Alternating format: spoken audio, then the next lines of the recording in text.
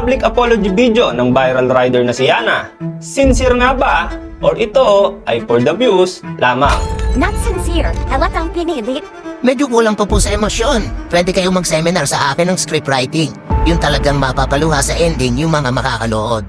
Damage has done. Tapos nyo na ipahiya sa social media yung tao. At gaano nga ba katotoo ang chismis na napilitan lang di umano na mag-public apology ang Lady Rider dahil sa utos ng kanyang padrino / sugar daddy na senador para hindi na daw lumala ang issue? At sino nga ba ang senador na ito? Yan ang ating pag-uusapan sa video na to.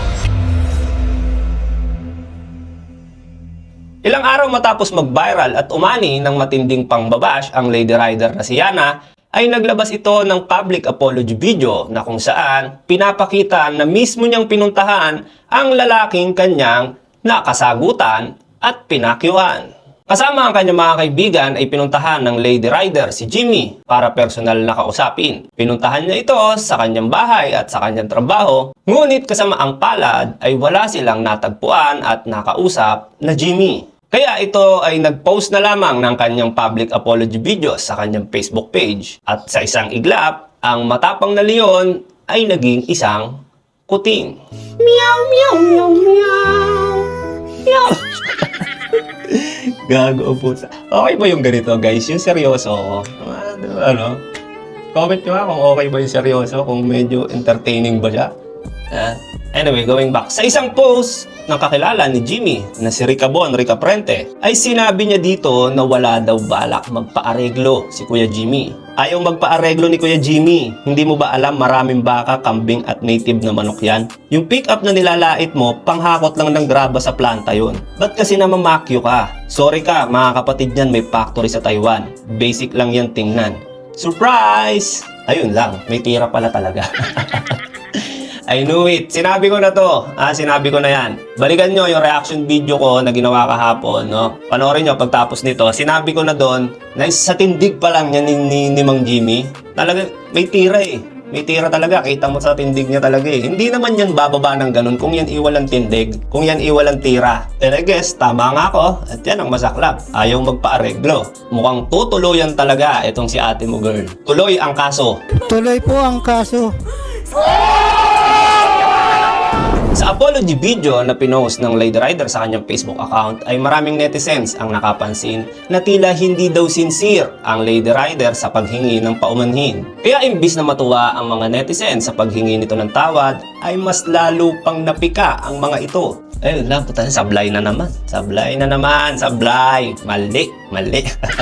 Okay, here's my take about this situation, about this issue dito sa public apology video na nirelease nitong si Yana. At first, sinabi dito ng kaibigan niya, which is si Carl. Si Boss Carl, napapanood ko yan sa TikTok. O yan yung mga mahilig magtinda ng mga kung ano-ano sa TikTok.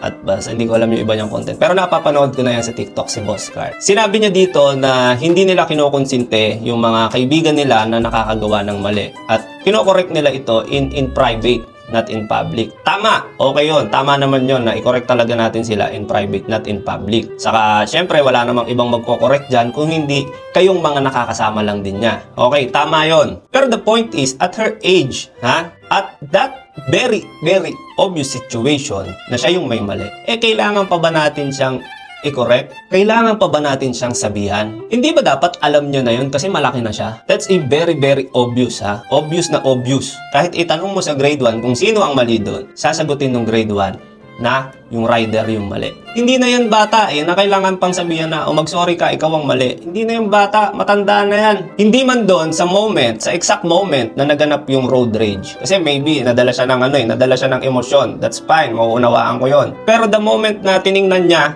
yung video, nung time na ine-edit niya yon, hindi niya pa rin na-realize na siya yung mali doon. At umabot pa sa punto na pinost niya yon. Di ba dapat doon pa lang sa time na yun na-realize niya na mali siya? Kaya lang hindi, in-upload pa niya. At nung in-upload niya, pinotakti siya ng mga comments ng mga tao saying na siya yung may mali. Anong ginawa niya? Nakipagtalo pa siya sa mga tao, nagalit pa siya sa mga tao, pinanindigan niya na wala siyang ginagawang mali. Diba? Tingnan niyo yung comments, yung mga reply niya sa mga comment ng mga tao doon. Diba? So, yun yung una. Pangalawa, you are saying na kinokorek nyo yung mga kaibigan nyo in private. So, sana, yung public apology video, hindi nyo na siya ginawang video. Hindi nyo na binlog. You can post it as a text, not a video form. Kasi kahit hindi man yun yung intention nyo, hindi nyo maiiwasan na isipin ng mga tao na pinagkakakitaan nyo pa din yung sitwasyon. Pinagkakakitaan nyo pa din, ultimo yung public apology nyo. You know what I'm saying? So, nasan dun yung private? Saka alam nyo, mga kaibigan, eto kung talagang sincere siya dun sa apology niya, dapat ang una niyang ginawa is tinake down niya yung video. Yun yung dapat niyang unang ginawa kung talagang sincere siya sa apology niya. Kaso hindi hinayaan niya lang nang naka-upload doon. And as of this moment, nang uli ko siyang tingnan, nasa 16 million views na siya. So kung talagang sincere yung apology, di ba? At na-realize niya na siya yung mali, dapat yun yung una niyang ginawa. Imagine 16 million yung nakapanood. Talagang tutuluyan kayo niyan nung ni Man Jimmy. 16 million ang nakapanood. Di ba? Dapat tinake down mo na, kaso hindi in-enjoy mo din yung spotlight na nakukuha mo. And ngayon, naglabas ka pa ng apology video, apology vlog, na kung saan kumikita ng ad. So, anong iisipin ng mga tao? Hindi nyo may iwasan na ganun yung isipin ng mga tao. Nagigets nyo yung point ko? Iisipin talaga nila na hindi sincere yung apology nyo kasi yung mga way na dapat gawin ng isang sincere na nag-a-apology, wala akong makita, wala kami makita ni isang way na ginawa nyo kung talagang sincere yung apology nyo. Diba? Yung last part ng apology video, halatang may binabasa pa. Pati yung mukha niya sa likod ng kotse, nagme-make face pa siya doon. Diba? Parang napilitan lang talaga Parang bata na pinilit mag-sorry pero labag talaga sa loob. Labag talaga sa loob niyang humingi ng tawad. Diba? Sorry Yana, sorry Carl. Pero yun yung nakikita ng maraming tao. That's why ganun yung mga comments. Diba? Hindi naman kayo bobong tao, alam mo yung nagigets nyo yung sinasabi ng mga tao at yung sinasabi ko. Tapos, eto na nga. Eto na. Papunta na tayo sa exciting part. Eto uunahan ko na. Ito ay chismis lang. Wala tong kasiguraduhan. Pwedeng totoo, pwedeng hindi. Pero kasi, chismis lang chismis lang. Ang sabi-sabi kasi, kaya daw hindi mo kang sincere yung apology video. Dahil napilitan lang daw, dahil inutos nung, chismis lang nung kanyang padrino / sugar daddy na senador na humingi na lang ng tawad para hindi na lumala ang issue. Yan isabi-sabi lang, chismis lang. Hindi tayo sure dyan. May dumaan lang dito sa amin na ganun daw, oo. Kasi nga naman, baka lumaki pa, baka kung ano pa ang makalkal ng mga tao, baka kung saan pa mapunta, oo, ganon. Again, yan chismis lang. Wala tayong kasiguraduhan dyan, Pwedeng totoo, pwedeng hindi. Pero kung totoo man, at least, gets ko na ngayon kung bakit ganun katapang si ate girl. Diba? Kaya pala matapang, may sinasandalang pader. Ngayon, ito mas exciting. Sinetch nga ba itong senador na asukal de papa nito ni ate girl? Sino nga kaya? Atin natin lang Huwag nyo na pagsasabi kung kani-kanino Pero ang hula daw ng mga tao ay si VJ. Oo, si VJ. Si Bon Voyage. Di pala. Si Boy George. Boy George. Oo. Alam nyo na. So yun, si VJ nga daw, si VJ. Alam nyo na kung sino yung sinasabi ko, Diyos ko. Mahirap makasuhan, Diyos ko. Maliit lang kinikita ko sa pagbablog. Pag na-demanda pa ako, okay sana kung lagi kayo nanonood ng mga vlog ko, nanonood na kayo pag may chismis. Lagi kayo manood ng vlog ko para dumami yung pera ko, para kahit mag-name drop ako, kaya may pambayad ako sa abogado. Diba? Pero ayun nga, si BJ daw, Senator BJ. Again, paulit-ulit ako, chismis yan, hearsay, maaaring totoo, maaaring hindi. Wala din naman sapat na ebidensya. Saka naglabas naman ng statement si BJ na hindi naman daw sila magkasama at nagkita lang daw sila dun sa event.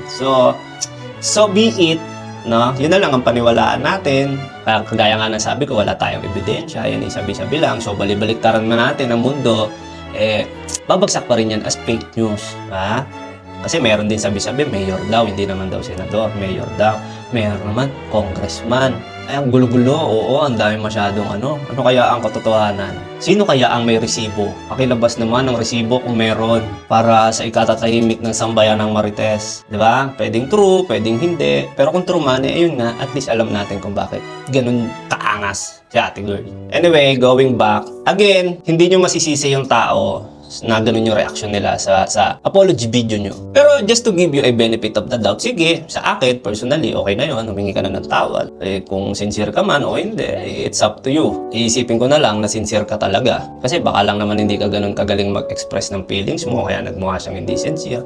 Pero yun nga, kagaya din ang sabi ko, hindi nyo rin masisisi yung ibang tao kung isipin nila na hindi ka sincere. Kasi nga, diba? Ayun, ang dami mong ginawa na para magmukha siyang hindi sincere at magmukhang pinagkakaperahan mo pa at ini-enjoy mo yung spotlight na nakukuha mo. Diba? Pero kung talagang sincere ka, up to you. Pero sana magsilbi tong leksyon, hindi lang para kay Yana, kung hindi para sa lahat ng mga rider sa kalsada. Na huwag tayo masyadong maangas sa kalsada dahil hindi natin alam kung sino yung mga pwede natin makabangga. Hindi natin alam kung anong pwede nilang gawin o anong kaya nilang gawin. So, better na kung kaya umiwas, umiwas. Para wala nang problema. Diba? Lagi nyo alalahanin na may pamilya nag-aantay sa atin na umuwi. No, laging may pamilya na nag-aantay sa pag-uwi natin at wala nang pamilya na gusto na salubungin tayo sa ating pag-uwi ng pantay yung paa or kung ano mang masamang nangyari sa'yo. Diba? Kaya laging mag-ingat at magpakumbaba. Walang masama sa pagpapakumbaba, mga kaibigan. Okay? Hindi yung angas leon ka na tapos meow ka dyan. Meow. Lagi na ako dito mag-upload. Trailer lang i-upload ko sa Facebook. Kaya dito na kayo mag-abang. Saka para malaki yung kitain mo bro. Malaki pa ang kailangan ko ngayon. Butas na yung brief ko. Sige na. Meow.